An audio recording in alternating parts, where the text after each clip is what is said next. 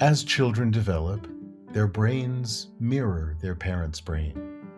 In other words, the parent's own growth and development, or lack of those, impact the child's brain. As parents become more aware and emotionally healthy, their children reap the rewards and move toward health as well. Daniel J. Siegel.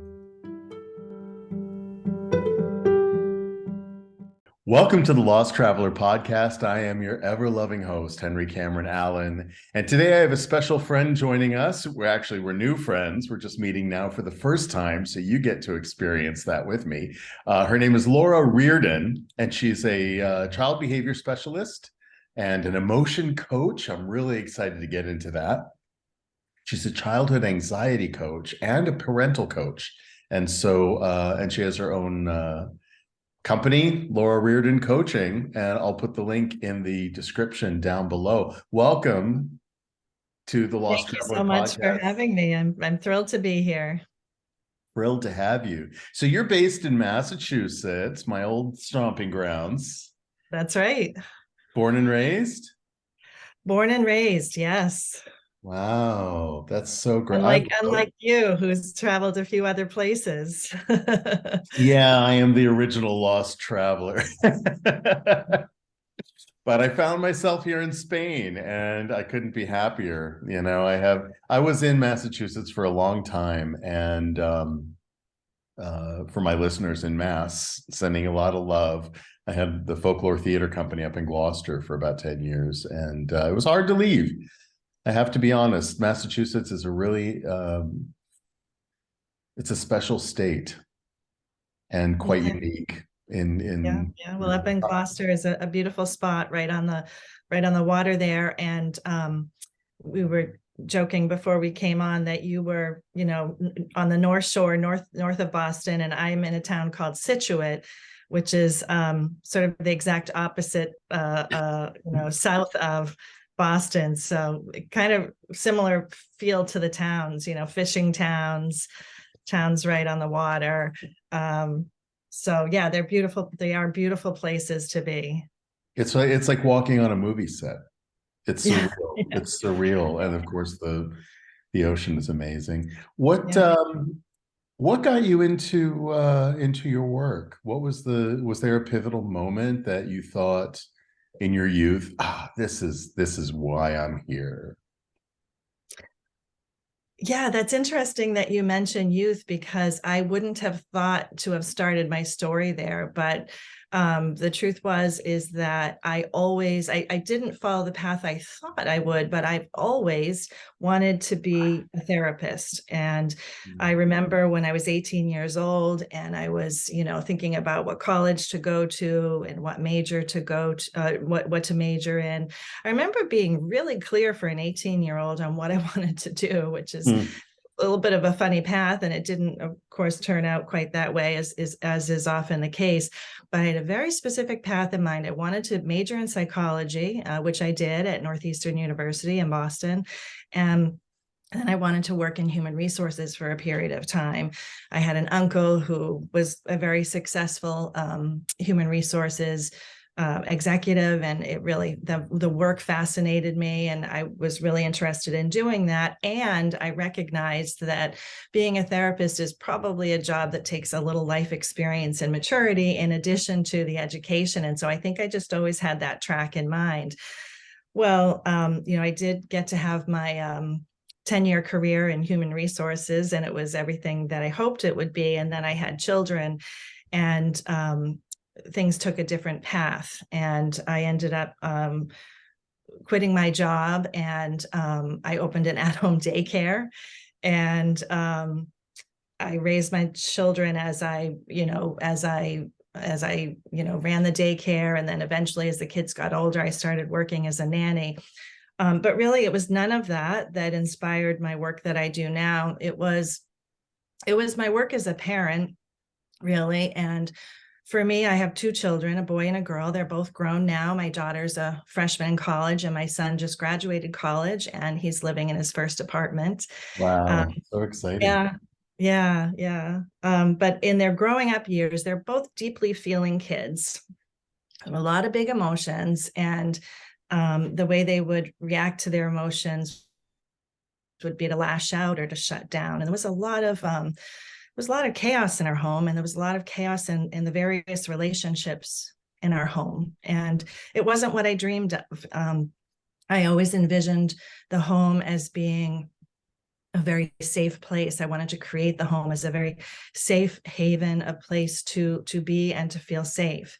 And it didn't feel that way. And so I started to, initially I just kind of did all the things you do as a parent. You read books and you do Google searches, and I tried to educate myself about, okay, how can I teach my kids the skills that they need to respond to their big emotions in effective ways that, will support creating peace in our home. And I was also very cognizant of wanting to do this work and teaching them these skills so that they could have the knowledge and the skills to create peace in their future homes and in their future relationships. That was, a big part of the puzzle in my thinking.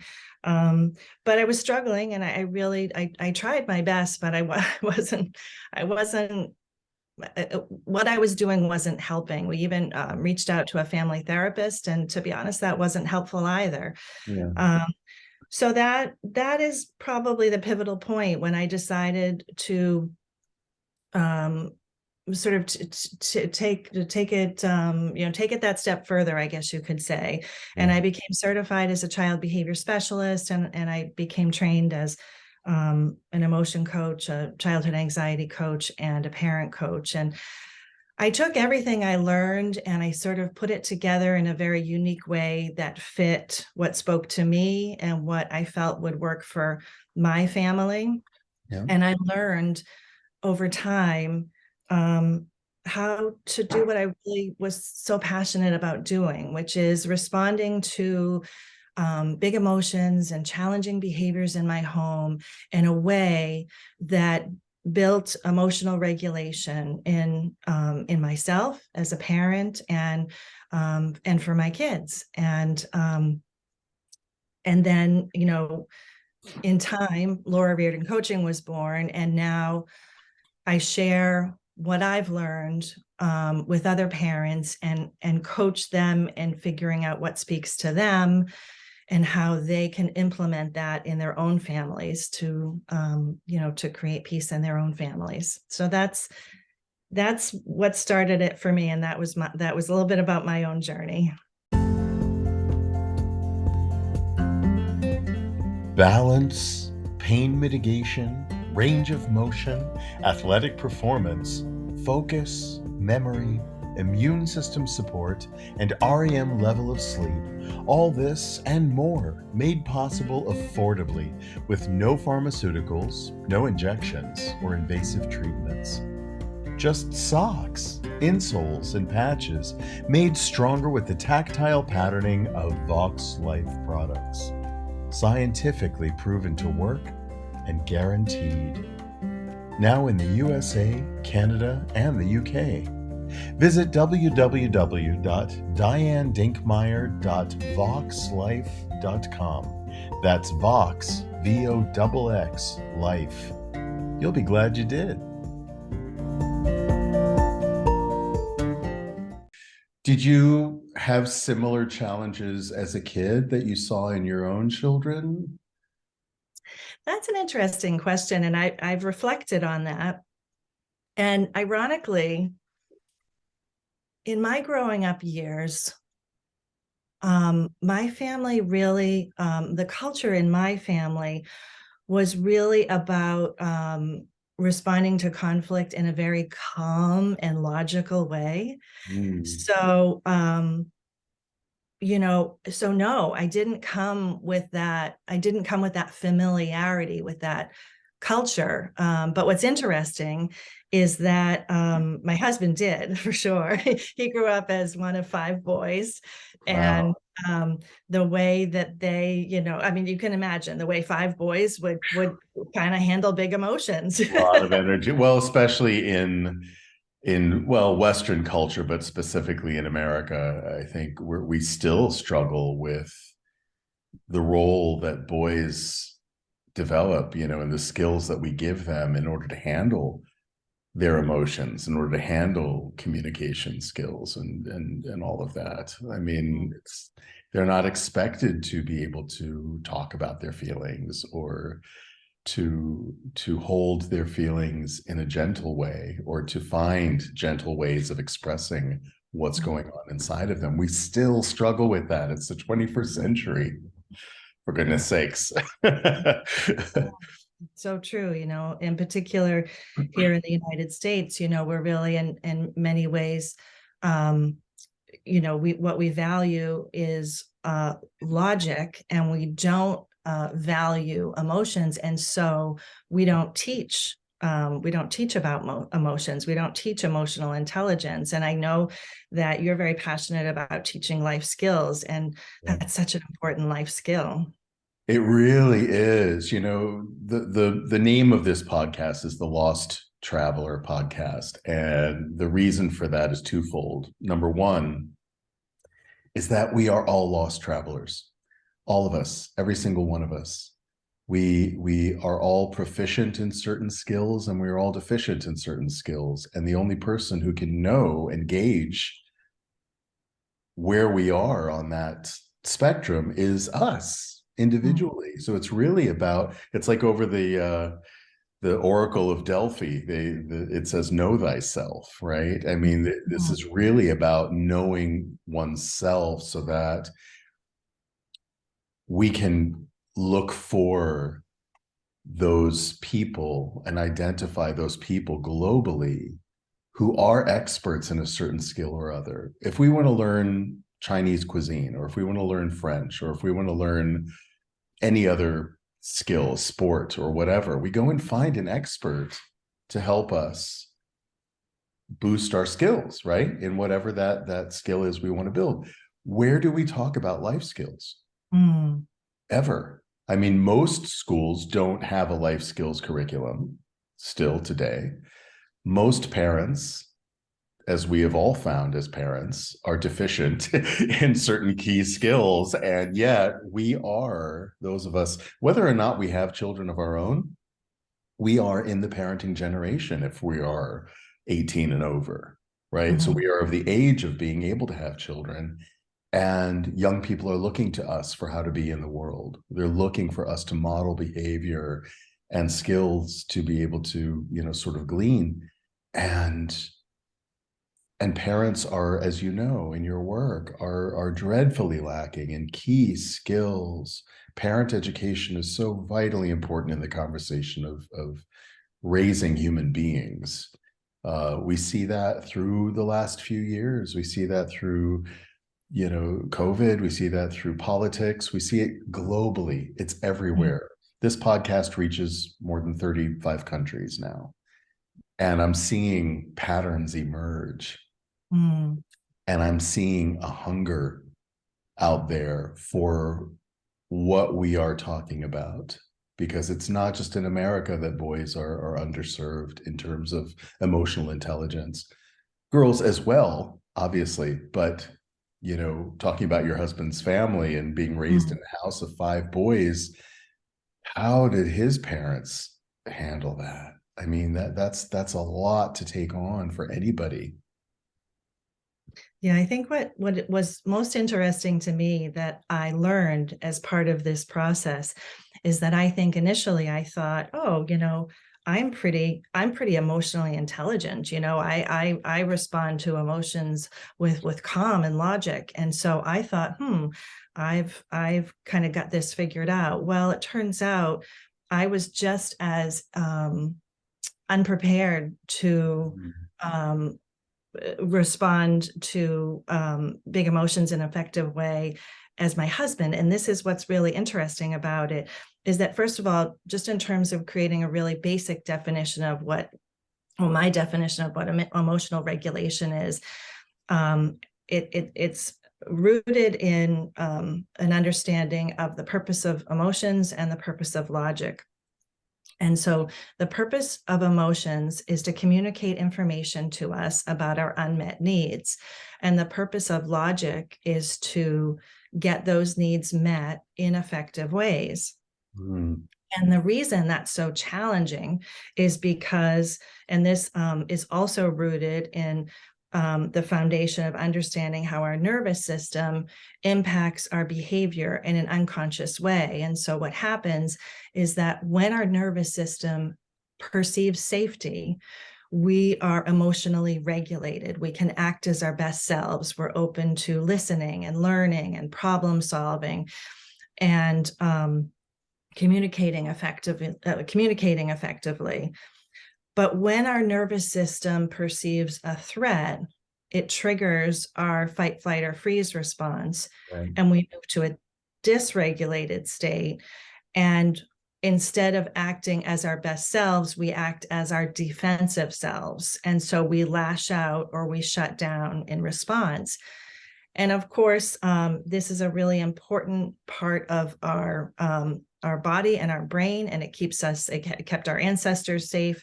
Yes. Back when physical threats were much more significant, but today it continues to keep us safe when we are experiencing danger.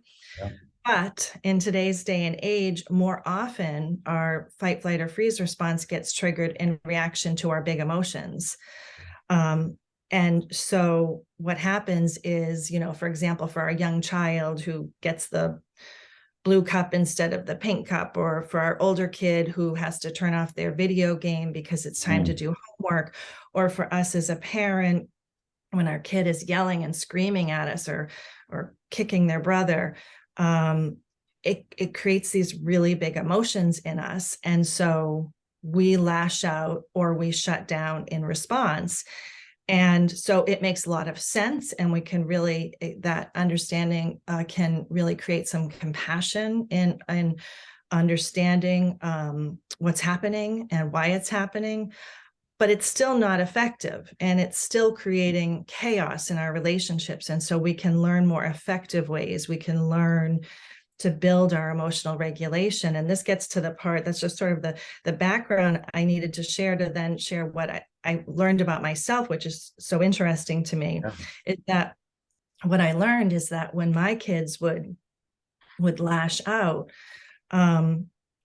what would happen is no, I wouldn't lash out in response. I wouldn't start yelling and screaming, but I would shut down. I would shut down physically, and I would shut down emotionally. And what I came to learn is that the piece that was missing there, like I would go straight to logic. I would be calm, and then I would go straight to logic about how we can problem solve and how we can effectively manage our emotions. But I would completely skip feeling emotions. Yeah. I would completely skip the integral piece of learning emotional regulation, which is building emotional strength, building our tolerance for feeling our uncomfortable feelings, and for being able to be present with them without lashing out or shutting down. And that's such an important part of teaching emotional regulation. And so whether you're yelling and screaming or whether you're shutting down emotionally in the way that I was, either way, you're teaching emotional fragility. I can't handle your big emotions. I don't think you can handle your big emotions. We just need to make these go away. Go away, right? Have you ever thought of running for office? Like at a federal level, because we are seeing the manifestation of efficiency in emotional intelligence and emotional regulation, even at the government level, even at the federal level. And we're not just seeing it in America, we're seeing it in Brazil. You saw about the riots happening in Brazil. You see what happens when we don't meet this in the foundation years of a child's upbringing. My grandmother, rest her soul, her middle name was Pearl, and she was always dropping them, these pearls of wisdom. But she told me, when I asked her when my son was born, what her advice might be, because I always listen to the grandmothers. They've seen some world history. They know what's up. And she said, honey, raising a kid is like building a house. It's all about the foundation. Mm. If you start with a weak foundation, that house is doomed to collapse in on itself at one point or another. You can always go in later and rebuild and reinforce, but that's very costly in time and resources. It really is better to start with a strong foundation, because then the house could burn down to the ground and you can build it up again Mm. more easily. I thought that was so wise. Yeah. The Yeah. question is, how do we as parents in the 21st century, when, as you alluded to, video games and internet and the educational system, even going to a neighbor's house, even if you have that protective shell around your home, in terms of all of those things, if they go for an overnight at a friend's house, you don't have any control over that, right? Over what they're eating. Even you talk about shutting down emotionally, it also shuts you down physically. Mhm. They are completely tied. Your gut and your brain, your heart and your brain, there are neurological cells in the heart, right? So that's the seat of your emotions.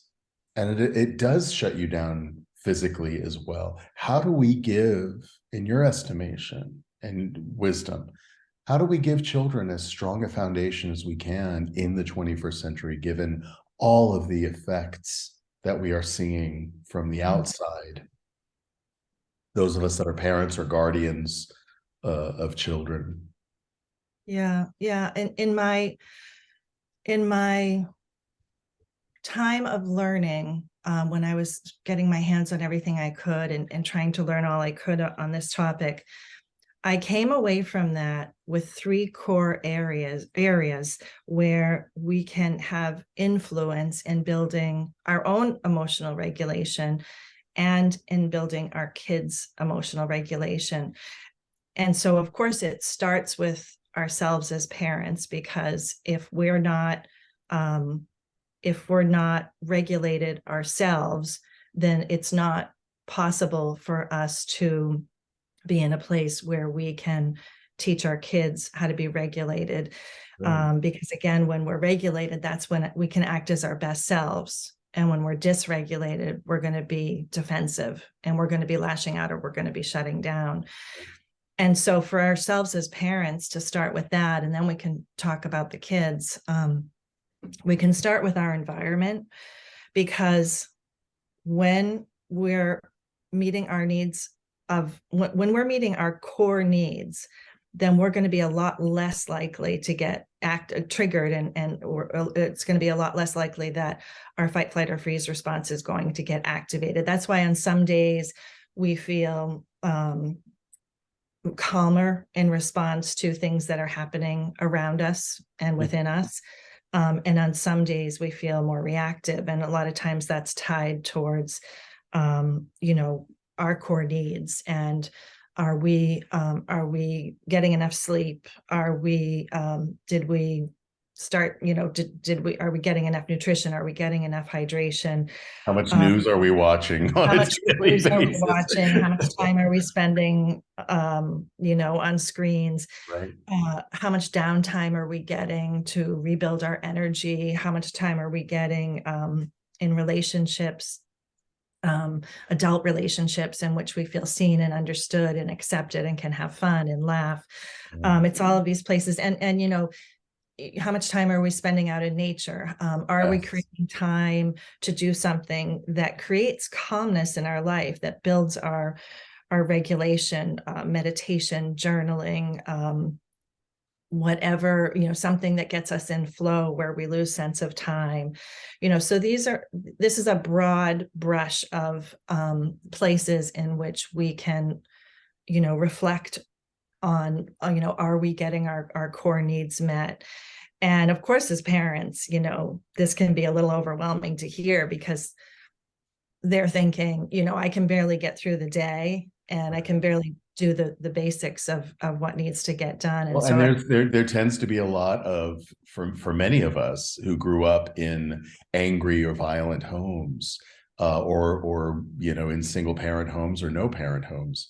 Um, it's about, as adults now, going in and rebuilding the foundation of our house, reparenting ourselves so that we can even get to that point.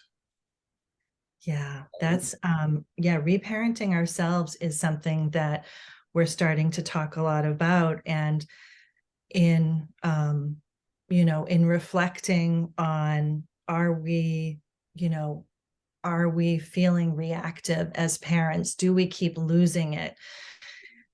We can reflect on what are our needs, what are the unmet needs that we're reacting to. We're experiencing, we're getting reactive to these big emotions. What are the needs underneath those emotions? And we can consider, are those needs that are happening in the present moment? Do we need more sleep? Do we need more downtime? And we can consider ways that we can realistically add some of our needs to our daily routine. What are the things that we're spending time on that are not benefiting us? And perhaps we can consider replacing that 10 minutes of mindlessly scrolling through our social media accounts when we first wake up to doing a 10-minute meditation. But then we can also consider, are our unmet needs coming from needs that were not met for us in the past? Right. And is what is happening in the present reminding us of something that triggered big emotions for us in the past, and now they're getting triggered in the present. And so, for example, excuse me, if when we were kids and we experienced or expressed big emotions and our parents shut that down or minimized it or even punished it, go to your room, come back down when you can be calm, then it's quite possible that our kids' emotions and our kids' big emotions and big behaviors will then trigger those really those unmet needs and those really uncomfortable feelings. And so, we can reflect on that, and if we think that might be what's happening, we can do something called processing your past experiences to help become free from our past experiences. We can reflect on, what are the facts of what happened? How did we feel about those facts? And then we can make sense of it. We can create a resilient message around that. Something, obviously, really depending on the person's individual situation, but something like, I know my parents did the best that they can, and I can choose to parent. I can choose to practice parenting differently. Mm-hmm. And we can do that through talking to a trusted friend, journaling, talking to a therapist. But also, to your point, we can also practice reparenting ourselves. So in that moment, when our kids' big emotions are triggering us, we can, at a later time, we can give ourselves what we needed but didn't get. So let's say, for example, we lost it. Let's say we just really lost it. And at a later time, we can just give ourselves that compassion and that understanding that we needed as a kid, but we didn't get. We can have that de-shaming conversation with ourselves. Like, that made a lot of sense that I yelled because this is really hard and I'm feeling really big emotions. And I know, biologically what's happening. I'm getting triggered in this moment, and I'm practicing and I'm learning, but I'm human, and I'm going to get it wrong a lot. And that's actually a good thing that I'm getting it wrong, because that gives me an opportunity to figure out what I need to learn, what I need to practice, and getting on the path towards getting it right at some point in the future. And so we can just give ourselves that compassion and that space to be imperfect and to feel our feelings, and to, you know, to give us what we needed from our parents, we can actually give it to ourselves. And then in giving it to ourselves, we will over time become less reactive and be able to give that to our kids, and to give our kids what we wanted to receive as kids ourselves. And that is a really important piece of the puzzle in changing, you know, generational trauma.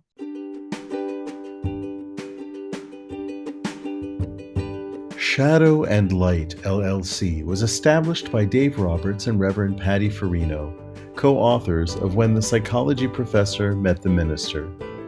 Their mission is to empower individuals to transcend life challenges by integrating spiritual practices with psychology to achieve peace. They are available for individualized spiritual counseling, virtual or in-person presentations and workshops to universities, organizations, and other interested groups, virtual or in-person book club meetings. For further information, go to psychologyprofessorandminister.com.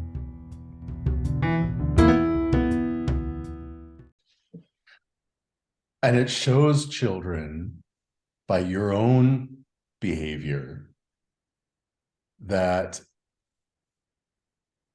it's important to feel your feelings. Your feelings are valid. You are valid. This is a moment. And feeling your feelings doesn't mean that you have to live there, that you have to live in those feelings all the time, right? That this is a passing moment. This is how I felt, and this is how it triggered me to express in that moment. Now I regroup. I remember hearing all the time parents saying, you know, go to your room, or take a timeout. But nobody tells kids what to do in their room, or what a timeout means. What do you do with a timeout? Do you sit there and alone in the corner, in the dark, just sort of regroup naturally? I mean, where are the actual tools that we're giving these kids? And not to overthink it or overanalyze it. It's really about showing them, right? Mastering it in yourself so that you can show your kid. And then you can sit down with them afterwards and say, I take responsibility for the way I reacted. And it was not your fault. My reaction was not your fault. I was triggered. That had nothing to do with you. And I'm sorry that I came off that way. Where do we hear of parents ever doing that? I think it's so important to take responsibility for our process, our deficiencies. And if we show our kids that we can recognize that we were deficient in that moment, that we can always change our behavior in the future, that's always a possibility. You know, that in and of itself, self-awareness, self-knowledge is a skill, you know. And so how do we show that to kids right now? I mean, I remember with 9/11, I remember thinking, I mean, my son was an infant at that time. I mean, not an infant, but he was not watching TV and he wasn't aware of what was going on. But I was working in a school, and a lot of kids heard about it. A lot of kids were emotionally wrecked.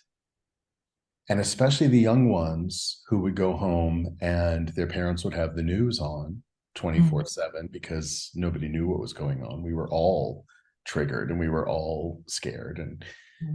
And nobody told those little kids that wasn't happening over and over and over and over and over. They were seeing those images repeated.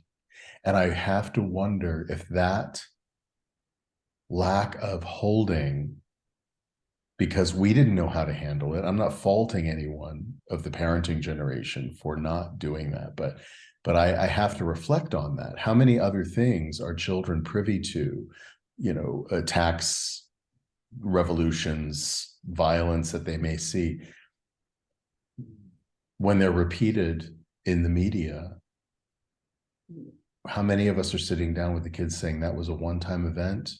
The people who are responsible are going to be held responsible for their actions, and you're safe. Mm. You know, I wonder if, because those little kids are now adults, Yeah.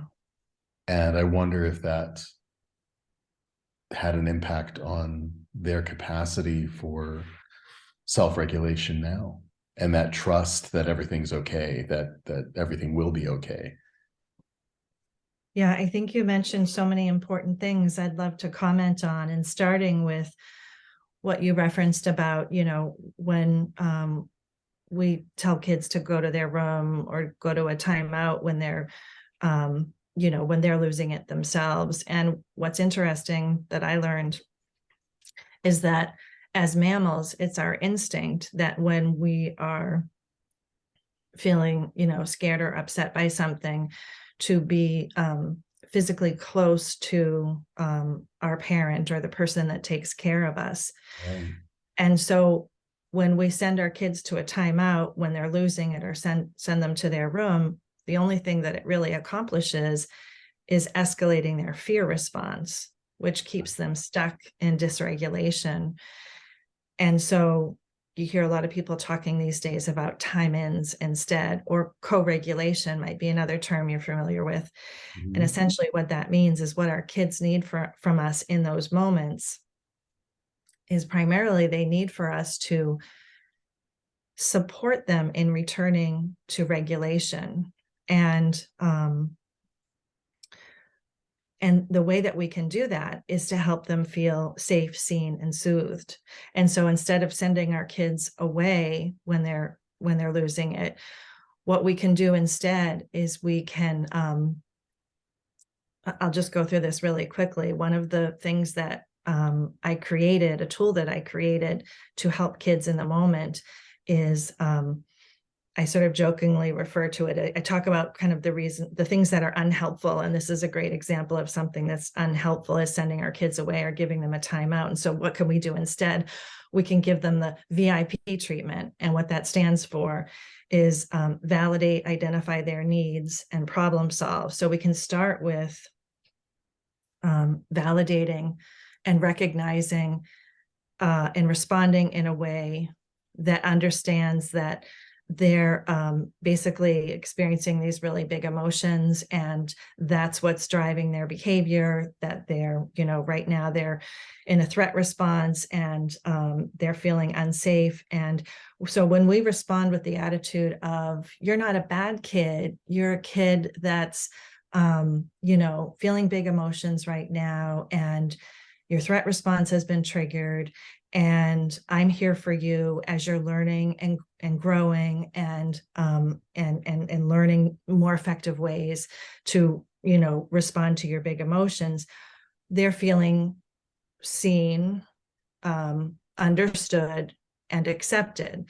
And so, that's the most effective way to return our kids to a regulated state. And so, that's, of course, the exact opposite of sending a kid to a timeout. And to your point, you'd like to think, or not that you'd like to think, but I think that we somehow think that maybe they're having these conversations with themselves or something, these reflective conversations like, why did that happen? And how could I do that better the next time? And of course, No, that's not when the grown-up who is towering over you, and very often is taking a stance of power, standing over the child, right, creating threat, dropping their voice, amplifying their voice, pointing, get out of my space. You are banished from my presence. yeah, Right? Go to your room. That's like Rapunzel in the tower. That's like, these children, their room is their sacred space, or ought to be. It should yeah, be a space of comfort. It should be a space of joy. It's their space. And when you're banishing them and turning it into a prison, right? It changes everything. It changes their sense of control. It robs them of their sense of control, because now I can't even control how I see my own sacred space.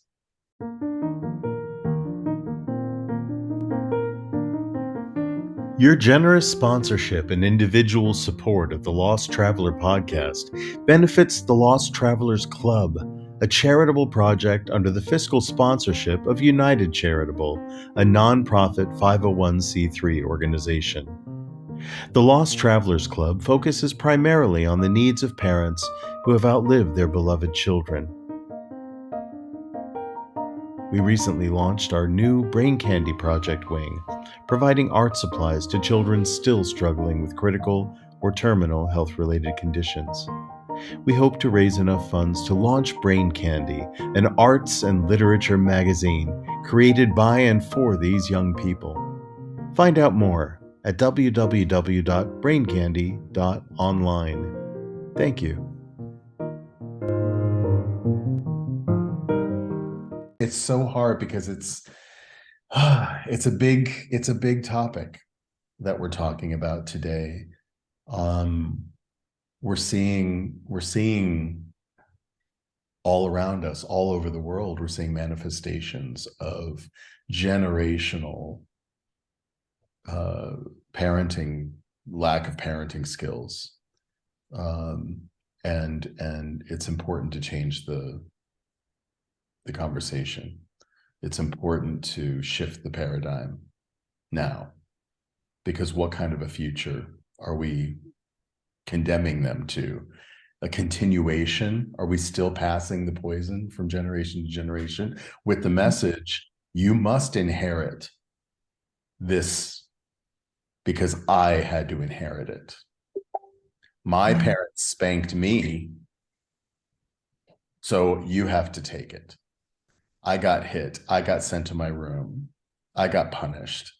So you have to receive what I felt, right? We tend to project onto our children all too often those feelings that we felt and find validation in our children that we need to be in that self-parenting moment addressing within ourselves.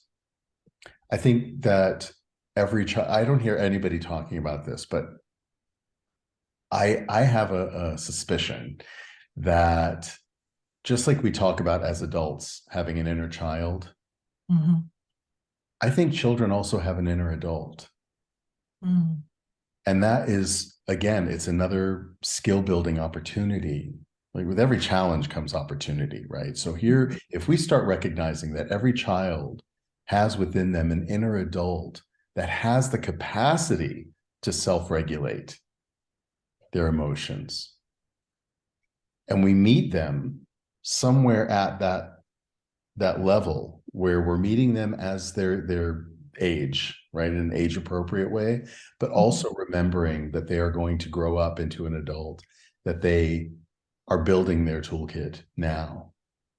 The more of those tools at an age appropriate level that we can give them in their foundation, the better off they're going to be once they leave the nest. Don't you think? Yeah, absolutely. And, it's interesting what you said about, for people that were raised in a household where emotions were, or any behavior was punished. And for example, for those people who were spanked, and then so that continues in the next generation. It's so complicated because, I imagine that no matter what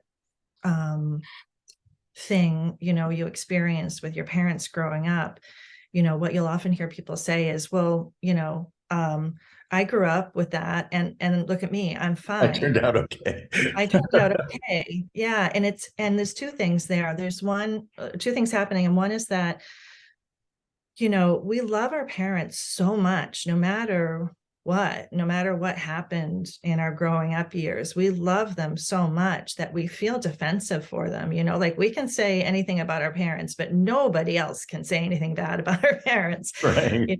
We love them so much, we get so defensive that we even want to defend that behavior. And the truth is, you probably did turn out okay, but where did you learn skills of emotional regulation and conflict management and emotional intelligence, did they get learned? Or if they got learned, how did they get learned? Because they probably weren't learned in that environment. And so it's not that your parents didn't try your best and try their best, and it's not that you didn't turn out okay.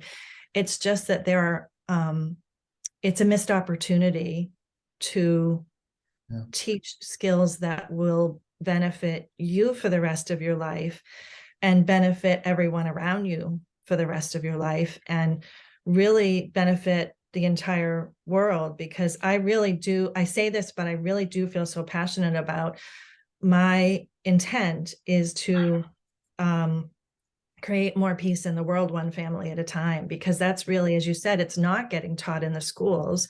So it needs to start in the family. Yeah. And it's, a really powerful way that we can impact our own home and our kids' future homes, our grandkids' future homes. It's a powerful thing we can teach. And I don't want to come across as broad brushing, that all schools are bad and all schools don't teach these things. I think that some do better than others. I think that, as I mentioned to you in our conversation earlier, I was involved in Waldorf education for a long time. And the first grade teacher stays with the children as their main lesson teacher through 8th grade. Mm. So the teacher takes on an even more parental responsibility for the education of that constellation of human beings in their care. These teachers understand the ups and downs, the challenges that each child faces. They don't have a grading system. Each child gets a written evaluation, handwritten by the teacher. These are their challenges. These are their strengths. Let's work on this together. And family parent involvement, and I say parent, assuming hopefully that their parents in the picture. Very often there are not, right? If they're in a foster home, or if they're, single parent or raised by their grandparents or other family members. But the parental figures from home are deeply involved in the education world of the children. It's symbiotic. And so many of these schools will have parent education courses and remedial education for children who are coming in to the school from a situation prior where they are, having issues at home, just regulating their own emotions. Or I know that one of the hallmarks, and it's fairly controversial in Waldorf schools, for people who don't understand why, is that they recommend delaying any media influence in the lives of children as long as possible. They use no technology in the schools. There are no computers. There are no computer screens. They still use chalkboards. There are no calculators. Children are taught to think. They're taught to do mental math. And it's done in an age-appropriate way. I remember walking into a first grade class and the teacher was telling a story about 4 little gnomes who lived in the woods.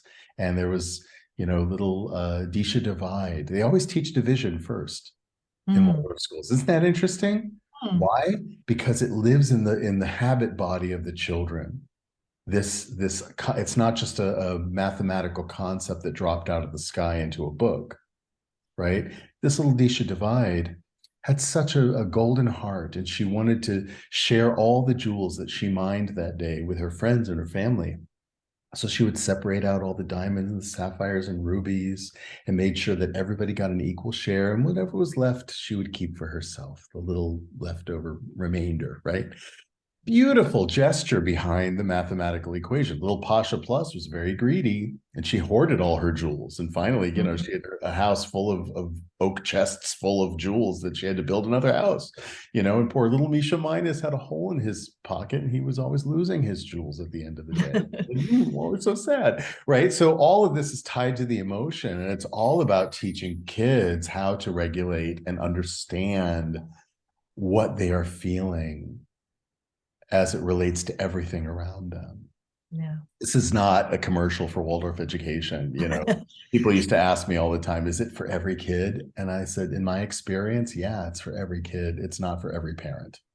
I Mm. remember this one little boy who, in spite of everything, he would go home at the end of the day, be plopped in front of a TV, big screen TV, and watch Star Wars. And then he'd come in, he'd start lightsabering all the other kids. And, it taught him, even though he didn't, I don't believe, grew up in a violent home, it taught him how to handle his emotions with violence. And I think that that's what spanking, that's what corporal punishment does, is it teaches children that is the way that you handle your problem.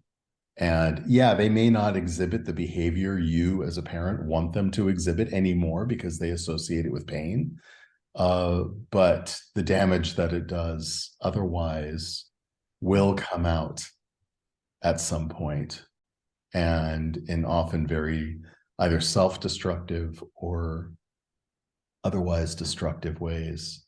And I think we see that a lot in our time, because we, those of us in our generation, I was born in the mid-60s, and my grandparents were all born in the early 20th century. Mhm. Right. And so they inherited the coping skills that their parents taught them. And my parents inherited the coping skills that their parents taught them. And I went the other way. I took that little vial of poison, I smashed it on the ground. I said, this was never mine. Mm. I refused the inheritance.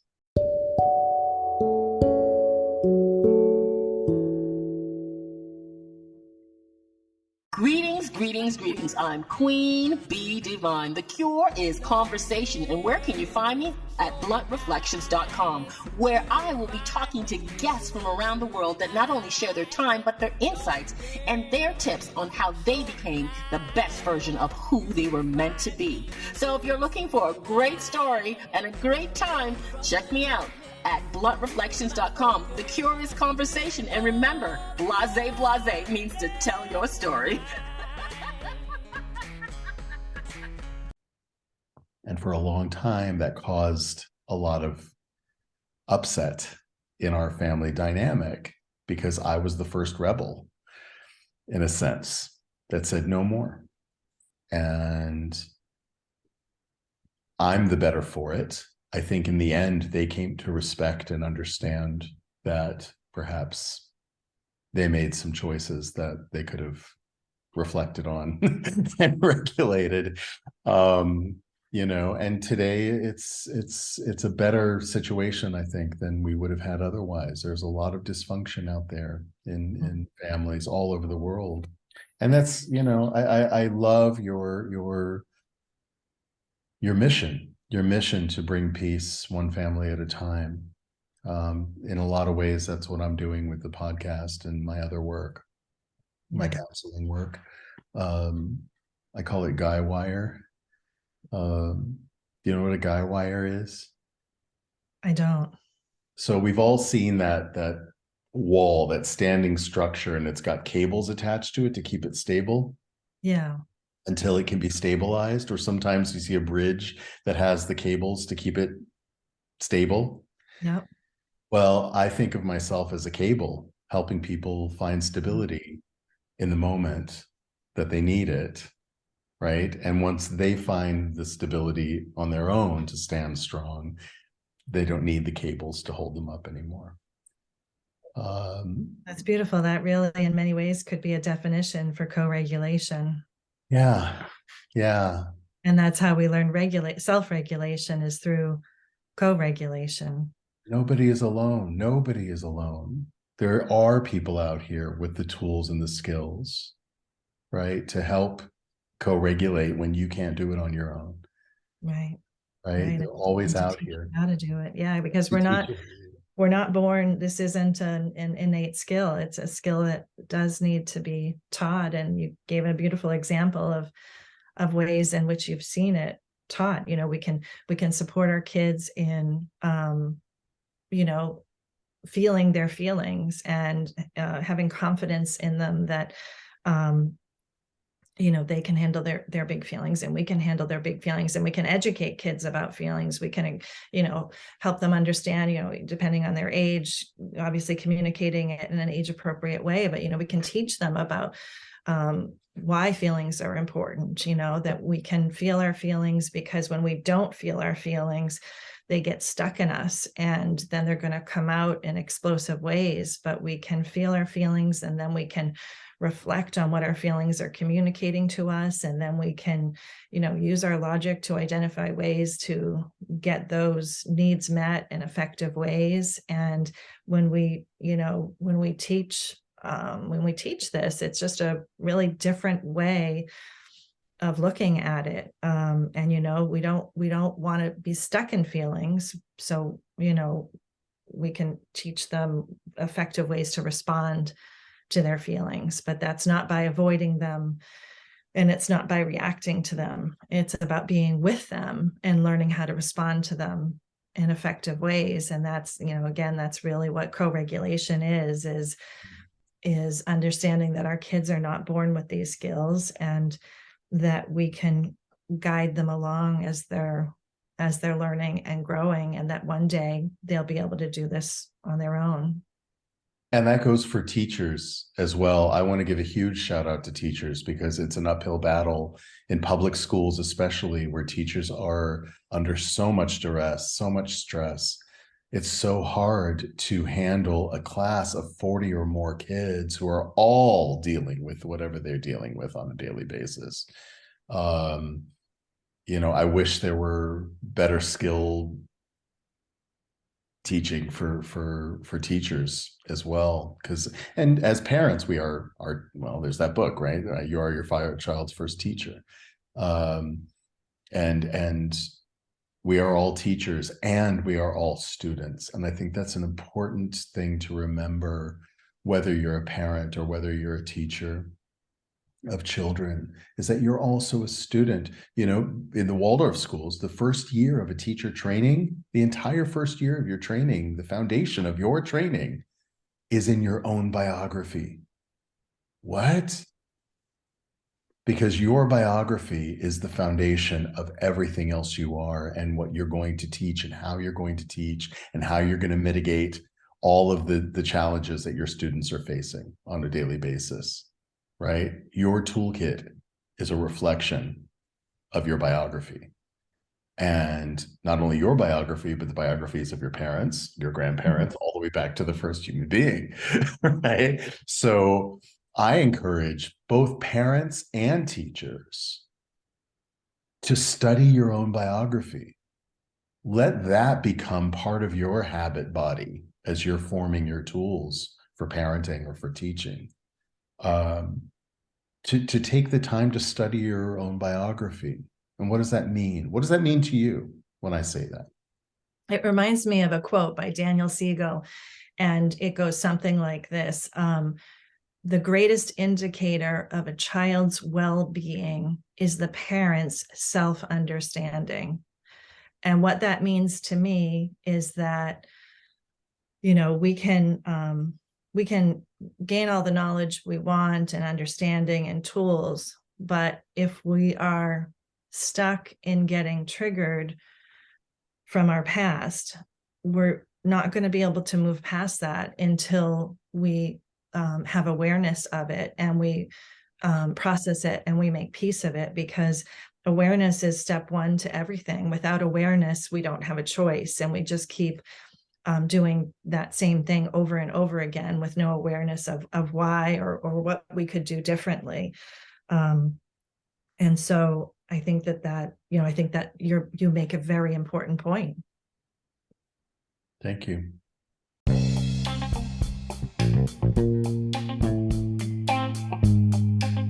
A guy wire is a tensioned cable that is designed to enhance the stability of a freestanding structure. Think of me as your guy wire. In terms of life skills mentoring, you're perfectly capable of standing stably on your own 2 feet. But I'm a cable that can enhance your stability.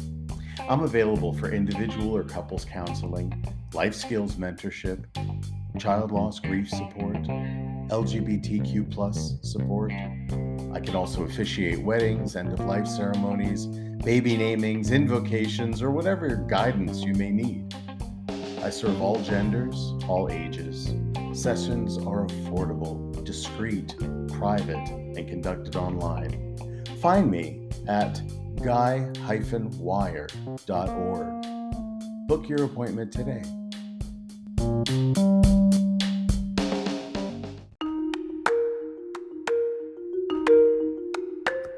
For years, I've turned on the television and the internet and have felt bombarded with messages of support, begging for money to support children in Africa, Afghanistan, India, all over the world, war-torn countries. Children are starving, not only for food, but for education and love in some cases.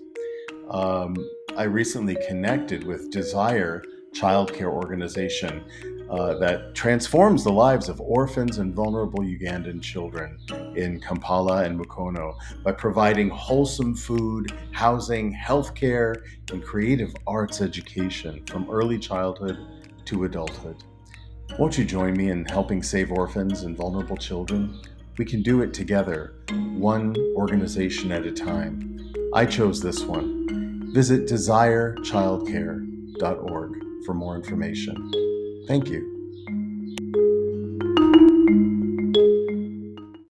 I can't believe it's been about an hour. This has been such a great conversation. I'm going to have you back for a part 2 at some point because this is really great. I think we hit a lot of really important things. Normally, I ask my co-hosts at the end for 3 practical tools that parents or listeners can put into their toolkit and try to synthesize with the tools they already carry.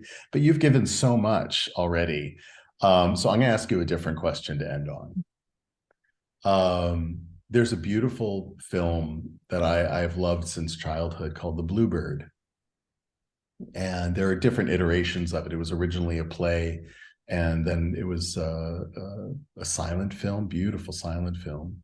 And then in 1940, I think it was, 40 or 41, it was remade again with Shirley Temple.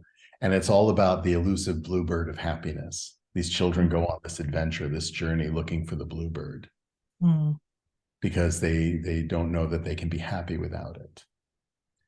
What's your bluebird?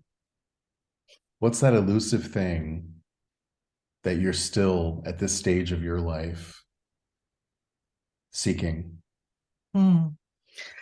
What that makes me think of when you talk about seeking happiness is because to seek happiness would indicate that that there's one right feeling, that the state of happiness is the right place to be. And what I've learned to do is to embrace meaning over happiness, because to embrace happiness would really be the opposite of what I teach. I teach to embrace all feelings. All feelings are safe and important to feel. And so what we can do instead is we can pursue meaning. We can pursue, we can accept that our feelings can be guideposts in leading us where we want to go. And so I feel fortunate. I want to, this just made me think, and I want to do a shout out to teachers too, like you, because my mom was a teacher almost her whole career. So I grew up that kid at the kitchen table who used to get to hear stories, every night, just, wonderful stories about what happened in the classroom that day and everything. So there's no one that has more respect or compassion or understanding for the role of teachers. And in this day and age, with the desperate need for more teachers, just again, a shout out and a thank you to all our teachers. But I always remember my mom saying how grateful she was because she had, she loved what she did and she did such meaningful work. And I am fortunate enough to be able to say the same. And when I think of my role raising my children, that for me was the most meaningful experience I can imagine. And my goodness, anyone that's a parent knows that's not about being happy. That's right. Well, that's the right answer. Yeah, I used to say to my kids, I remember I have memories of sitting on the kitchen floor with them and just saying to them, yeah, every day is usually kind of filled with just about every emotion you can imagine. And so right now, this is what we're feeling or whatever. But, and so in my role as a parent and now as my role as an educator and helping families, again, I feel very grateful to have had the opportunity to do meaningful work. And that's what I guess I could say that's what brings me happiness, but I don't know if that's the right thing to say. Well, but that's the whole point of this movie, The Bluebird, too, is that it's not about the bluebird. It's in the meaning, and it starts with you, right? At the end of the movie, spoiler alert, they come back home not having found the bluebird anywhere. But then they come home and they find that the bluebird was already there the whole time. They just didn't see it. Oh, beautiful. Right? And then they give it to a little sick girl who lives next door, and the bird flies away. And all of her happiness that she thought she had from receiving that beautiful gift drains out of her. And the other two kids put their arms around her and say, that's okay. Somebody else will find the bluebird. Oh. But we all know where it actually lives. Right. Yeah. Right in inside. Yeah. So it's exactly that was the right answer. It's all about meaning. It's all about finding meaning. That was beautiful, and a beautiful way to end this lovely hour. Thank you again, Laura. And I'll put a link in the description to how to find you. And let's do this again sometime. Thank you. It was really a pleasure spending some time with you. And I would love to, do this again in the future for sure. Anytime. Thank you. Wonderful. And Happy New Year. Happy New Year.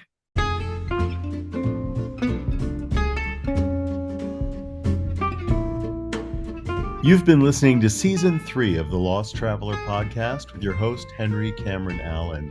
Visit me online at www.henryallen.org. Thank you to all my guests, and thank you to my listeners all around the world. I couldn't do this without your support. Let's keep striving for a better world together.